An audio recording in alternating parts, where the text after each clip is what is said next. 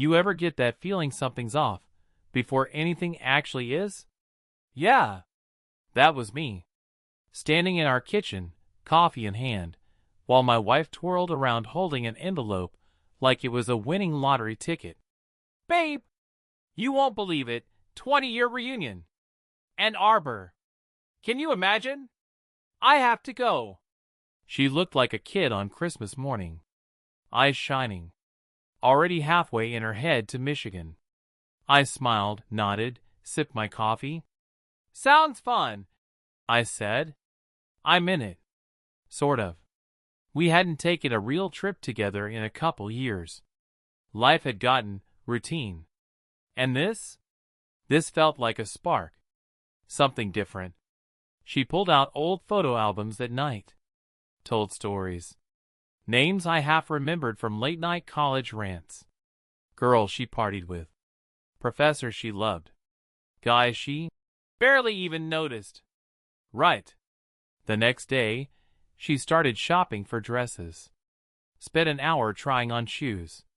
Even booked a haircut at that place downtown, the fancy one.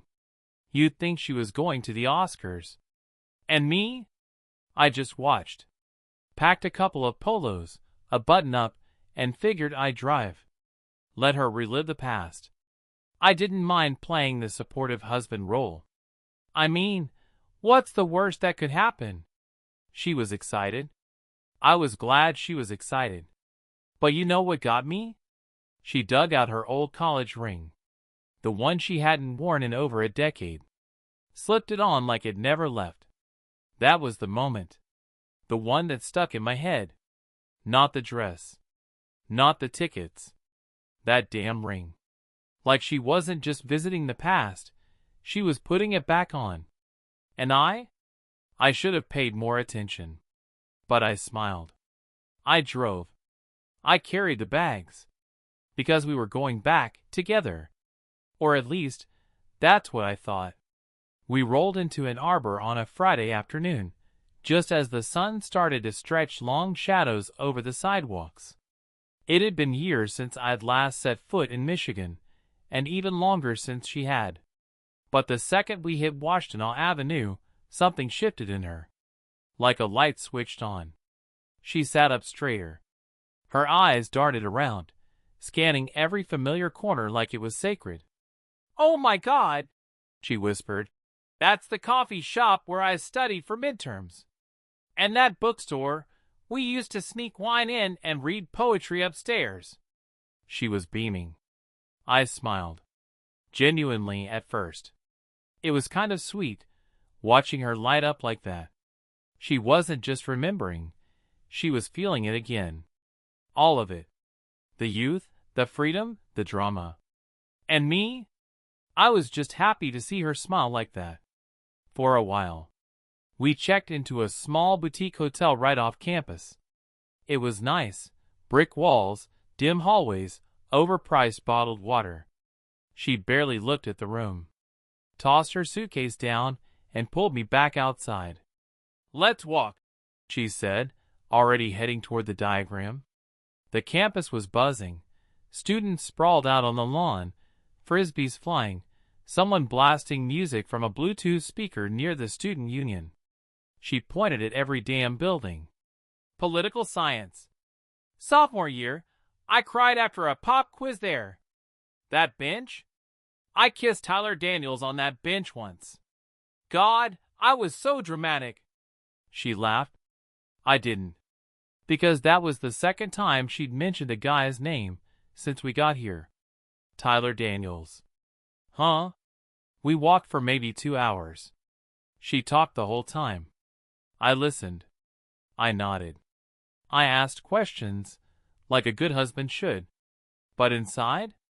Inside, I was starting to feel like a stranger walking behind a memory. Like this trip wasn't ours. Like it was hers, and I was just the camera guy.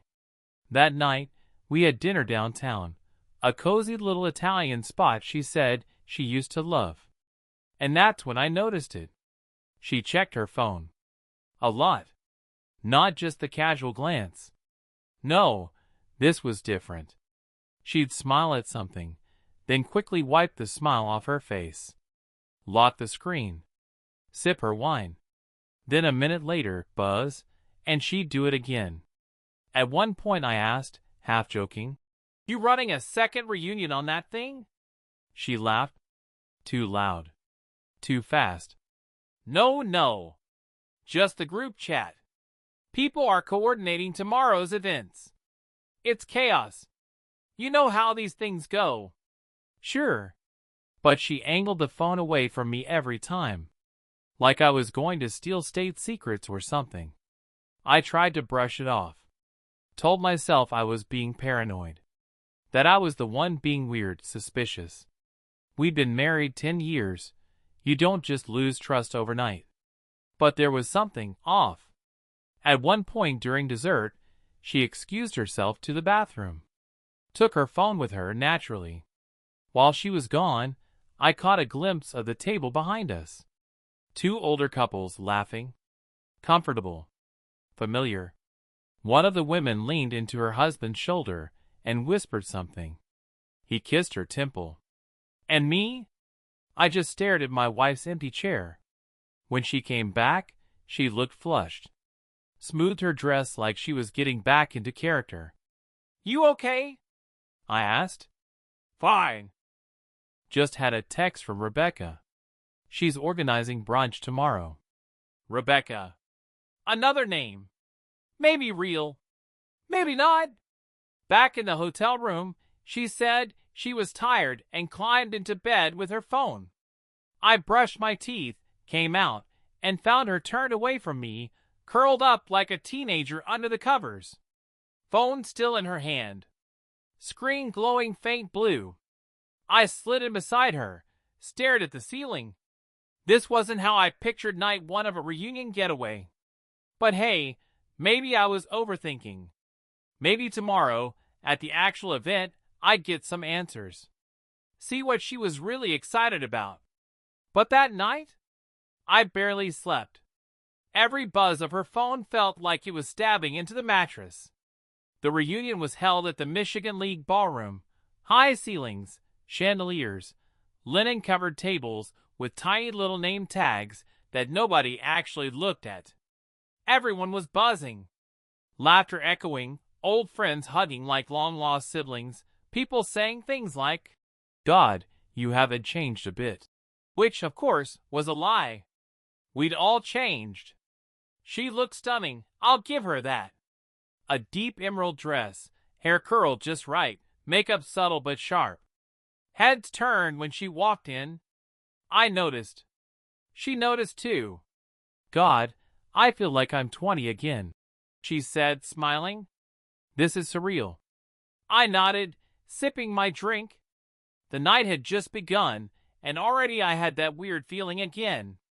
Like I was a +1 to someone else's fantasy. We mingled.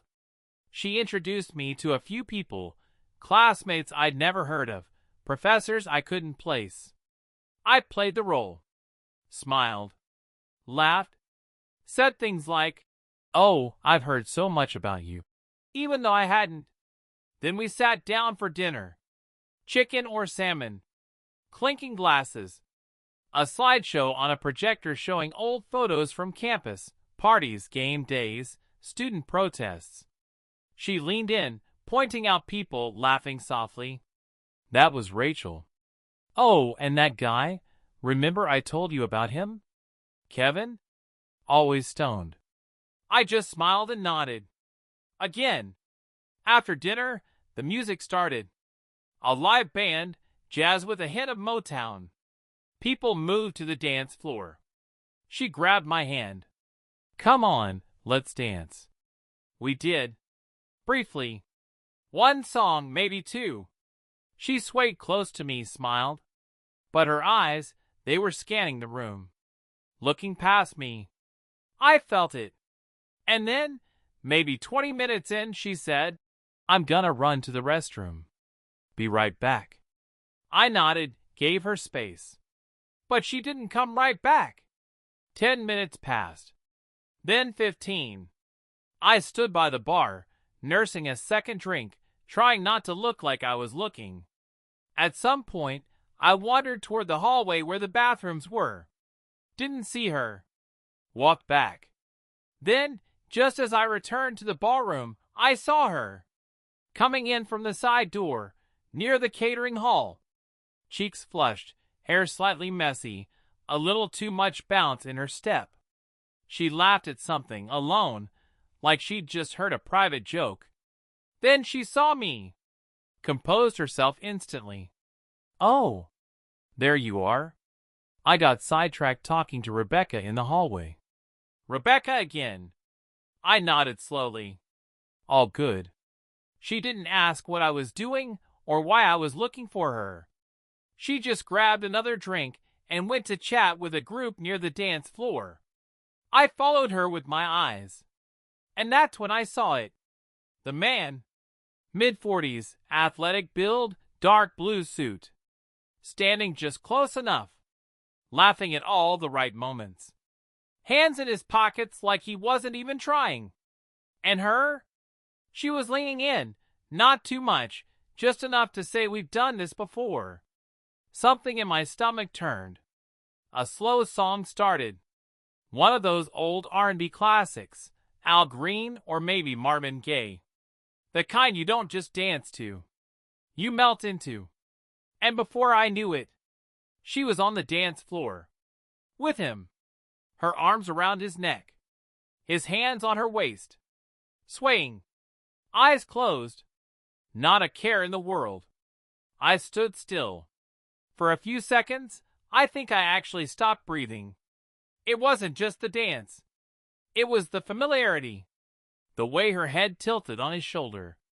The way his hand slid along the small of her back like it had been there before. You don't touch someone like that for the first time. That was muscle memory. I wanted to walk over. Wanted to say something. Anything. But I didn't. I just watched. And that's the part one still don't get. Why I stood there silent. Paralyzed. Like some part of me already knew. And seeing it made it real. The song ended. They broke apart. She walked back to the table like nothing happened. I followed, a few steps behind. Nice song, I said. She smiled. Yeah. Brings back memories. Then she looked at me like I hadn't seen anything at all. Like I wasn't even there. And in that moment, I realized something terrifying. Maybe I wasn't there. Not really. Maybe I'd already been replaced. On the drive back to the hotel, I didn't say much. She was chatting away about who'd gone bald, who got divorced, who got rich off some cannabis vodka startup. The usual reunion chatter. I nodded, kept my eyes on the road. Her voice rolled over me like smooth jazz I didn't really hear. Once we were back in the room, she kicked off her heels, sat on the edge of the bed, and reached for a bottle of water. Fun night, huh? She said. Who was that guy? Pause. Who? The one you danced with. Oh. Just an old friend. Can't even remember what major. Philosophy, maybe? You two looked close, I said, watching her face. She gave a short laugh. Oh, come on. Are you jealous now? It was just a slow dance. Chill. That's what these things are. Nostalgia, hugs, bad music, you know. I'm not paranoid, I said. Just observant. She shrugged, yawned. All right, Sherlock. Good night. She rolled over and faced the wall. A few minutes later, her breathing evened out. I stared at the ceiling, my mind spinning in silence. Next morning, everything was normal. She was cheerful, ordered room service, made jokes about people getting older, heavier, grayer. I played along, smiled, nodded, said all the right things. But something inside me was scratching at the walls. When she went to the front desk to grab our checkout receipt, she left her purse by the table. Open. I didn't mean to look, honestly, but I did. And there it was. A folded note. Fancy stationery. Thick paper. Handwritten. Male handwriting. You're still the same. If you want to remember for real, room 506. E.K. I stared at it. Felt my throat tighten. Then I tucked it right back and looked up just as she walked toward me, smiling. All set? Yeah. Let's roll. Back home that night, when she went to take a shower, I sat down at her laptop. Facebook was open. She'd forgotten to log out. Inbox. Messages. I scrolled. And there he was. Ethan K. Click. Profile. 43 years old. Chicago. Married, or maybe not. Hard to tell. And suddenly, I remembered. Years ago, when we were still dating, she once mentioned a guy. Ethan. Her tone was different that day. Quiet. A little sad. Back in college, there was someone. Ethan. He broke my heart. But it's ancient history. Young and dumb. Back then, I didn't think twice. Now, I was thinking a lot. The message thread was short. He'd sent a photo from the ballroom, of the two of them, laughing. Then, glad you came. Wish we'd had more time to talk. Room 500 at SIXS still open. She hadn't replied, but she hadn't deleted it either. In her browser history? A hotel search, Friday, 11:23 a.m. Coincidence? Right. I didn't scream. Didn't throw anything. Didn't even ask. Why? I just created a folder on my desktop. Named it quietly, Reunion. And for the first time in years, I realized something I probably always knew. She and I weren't in the same story anymore. She was in the shower. Steam was already leaking out the door, fogging the mirror, the way it always did in those older hotel bathrooms. I was looking for my phone charger. I swore I dropped it in her tote earlier. We'd both been stuffing things into it all weekend. I reached in, rummaging past lipstick, sunglasses, gum. And then I saw it. A folded piece of hotel stationery, tucked between her wallet and makeup bag. I pulled it out slowly. Read it. Same room. 9 p.m., like old times. No name. No signature. Just the kind of note you write when no names are needed. I felt my pulse stop for a second. Then, a cold flush down my spine. Like someone cracked a window in the middle of January and let the truth come blowing in. I didn't move. Didn't breathe. Just stared at the note like it might vanish if I blinked. Like old times. That phrase. It said everything, without saying anything. This wasn't new. This wasn't a one-time thing. This was familiar to them. Routine. I slid the note back exactly where it was. Like I'd never seen it. Like it didn't exist. She came out of the bathroom wrapped in a towel, humming to herself. Her hair damp, skin glowing from the hot water. Hey, she smiled. Can you hand me my lotion? I passed her the bag. Didn't say a word. Didn't let my hand shake. We got dressed. Went out for dinner. I watched her across the table. The way she smiled. The way she checked her phone every few minutes. Then I checked the time. 8:42 p.m. We got back to the room at 8:57. She said she was tired. Said she needed to run down to the lobby and grab something from the front desk. I just nodded. Didn't even ask what. She left. Didn't come back for almost an hour. When she did, her cheeks were pink. Her hair, a little out of place. She tossed a small envelope on the table. Mint, she said. Right. She climbed into bed like nothing had happened. I turned off the light, laid down next to her, eyes wide open in the dark. Inside me, nothing but frust. I didn't ask. Not that night. Not the next morning. I let it sit. Let her sit in the comfort of the lie she'd built, because I knew the truth wasn't going anywhere. And neither was he. The next evening, just after dinner, she glanced at her phone. Made that casual face people make when they're trying not to look suspicious. Then she said it. "I think I'll hit the spa. Just a quick facial. My skin's been so dry lately." Right. 9 p.m.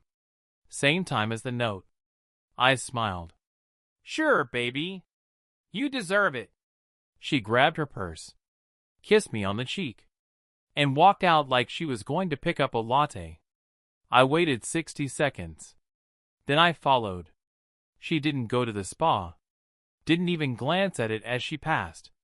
She took the elevator up. Same floor as us, but not the same room. 3 doors down. I stopped at the corner. Watched. She knocked lightly.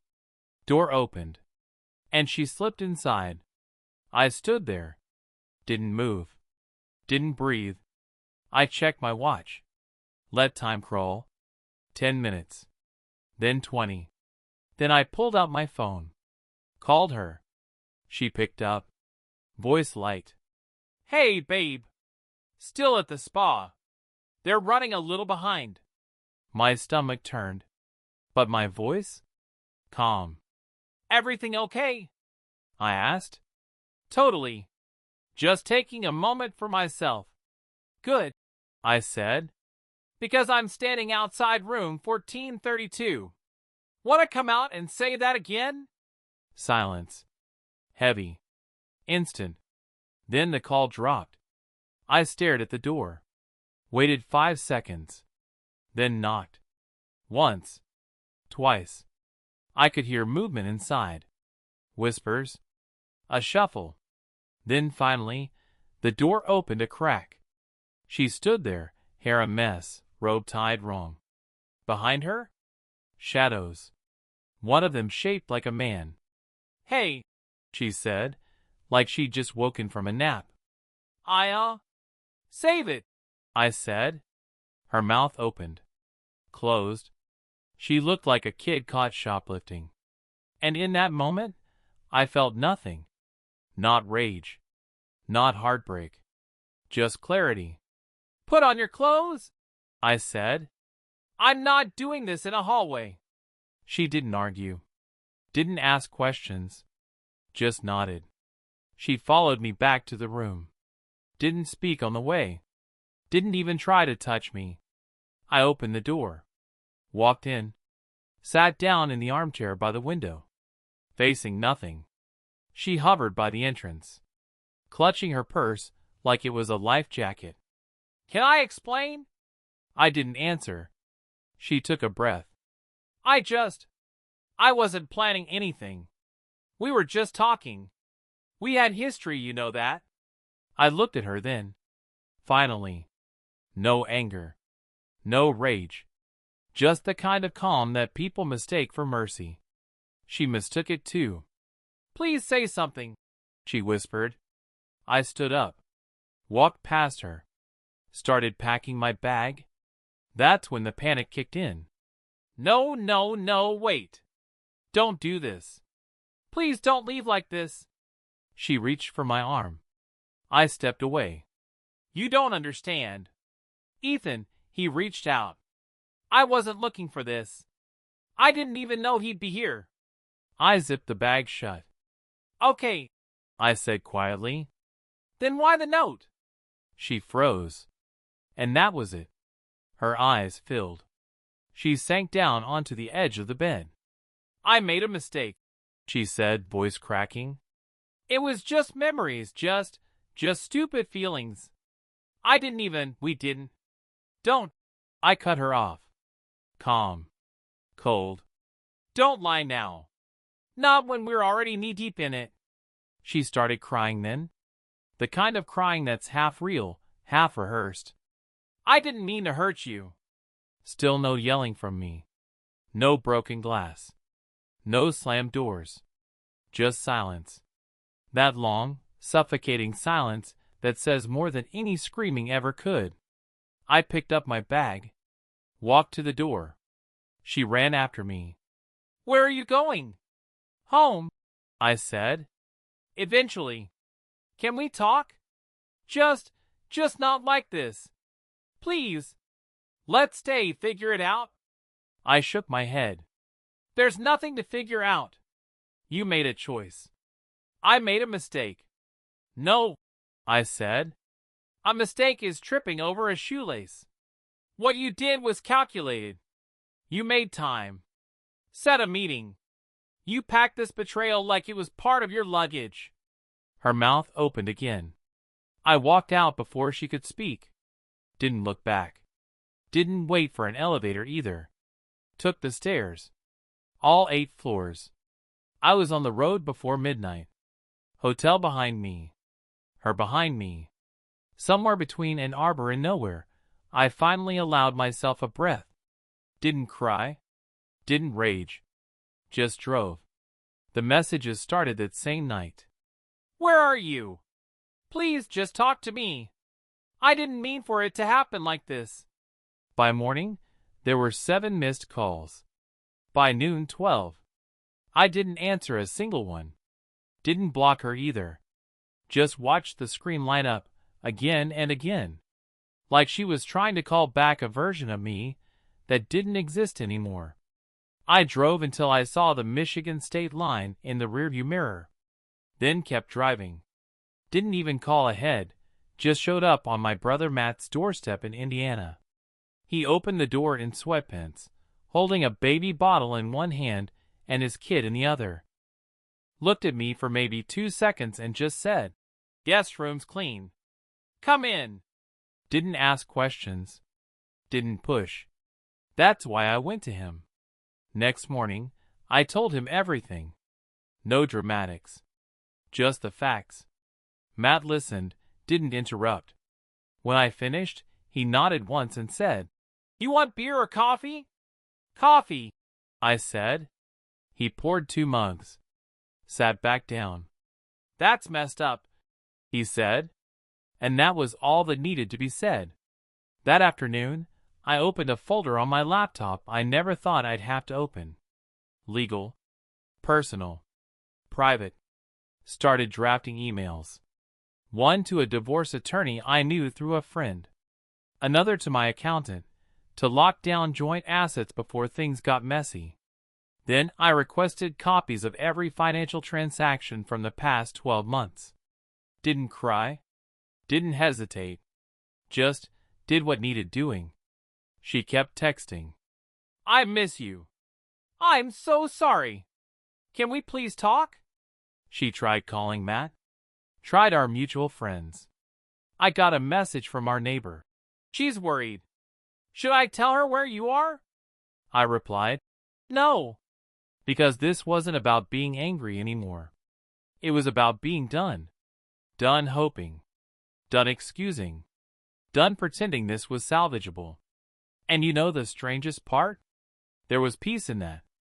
Real, unfamiliar peace. I stayed with Matt for 2 weeks. Helped with his kids. Took long walks. Ate quiet dinners. Slept like a rock for the first time in months. Meanwhile, the lawyer got back to me. He asked if I had proof. I said, "More than enough." I sent him everything. The note, screenshots from her phone, hotel timestamps, our joint account movements. He whistled through the phone. "You want to go for full custody if it comes to that?" "No kids," I said. "Just me and my piece." The papers were drafted within days. She still didn't know where I was. But she was about to find out what silence really meant. Because sometimes, the quietest man in the room is the one already pulling every string. I didn't want to talk anymore. Not through texts, not calls, not face-to-face. Words had already been twisted too many times. So I left a letter. Typed. 1 page. Folded in thirds. No envelope. Just slid it under the door of our house. Well, her house now. Along with the front door key. And the spare from the garage. And the one to the little storage unit we rented this summer we thought we'd take up kayaking. There was no dear. No. Love. Just, you killed something you didn't even notice was alive. It wasn't the dancing, or the note, or even the lies. It was that look in your eyes when I saw you with him. Like I'd been erased. Like I was a placeholder you forgot to remove. That's the part one won't forgive. Not because it hurt, but because it told me exactly who you are, and who I'd become around you. Someone small. Someone blind. Someone else. Not anymore.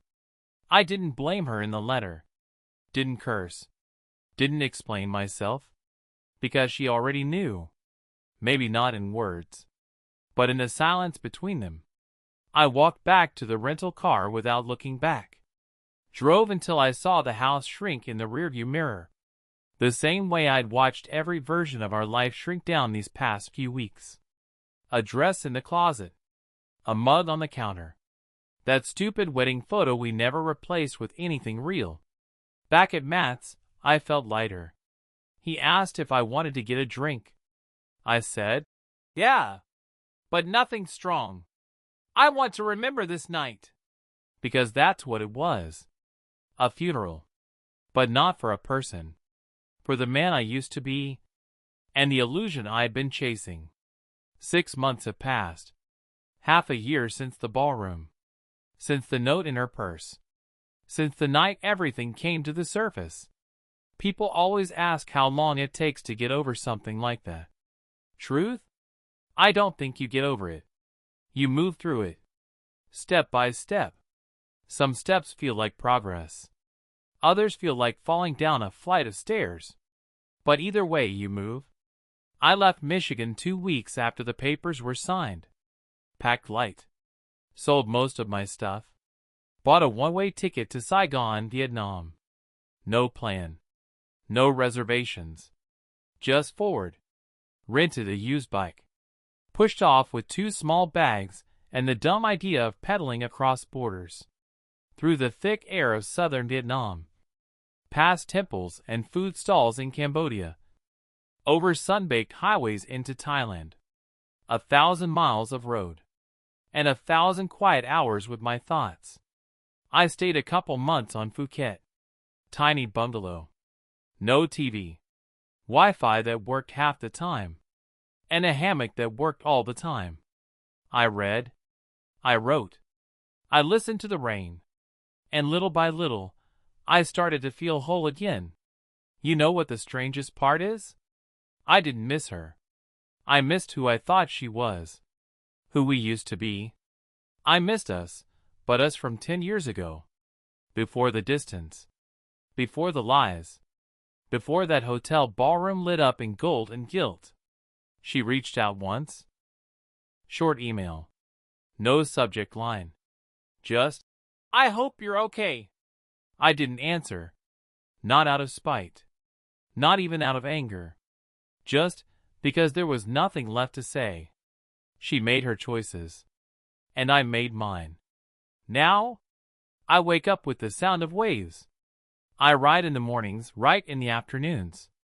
Even taught myself how to cook curry without burning the kitchen down. I don't check her social media. I don't check mutual friends. I don't check anything really. That chapter's closed. You know, I didn't lose her at that reunion. I lost her long before that. That night? I just stopped pretending otherwise. And yeah, that hurts. But sometimes, peace comes dressed like goodbye. And I'm finally okay with that.